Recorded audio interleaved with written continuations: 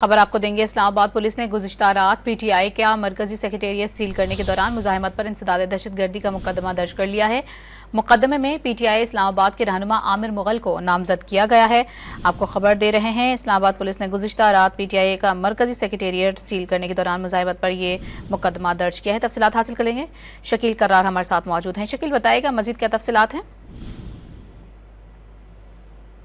जी Shakeel. Islamabad police ने गुज़िश्ता रात G8 में पीटीआई के मरकजी सेक्रेटेरिएट को सील करने का अमल किया था, जिस दौरान में पीटीआई के मुकामी रहनुमा आमिर मुगल ने मुज़ाहमत की थी, जिस पर पुलिस ने गिरफ्तार कर लिया। अब थाना कराची कंपनी में बाकायदा मुकदमा दर्ज हुआ है। इसमें 780A समेत दीगर दफात लगाई गई है कि आमिर मुगल पर इल्जाम है कि उन्होंने न सिर्फ मुश्तल हजूम के हमरा पुलिस पार्टी पर फायरिंग की, बल्कि हवाई फायरिंग भी करते रहे और पुलिस ने उनको मौके से गिरफ्तार किया और उनके दीगर साथी मौके से फरार होने में कामयाब हो गए थे।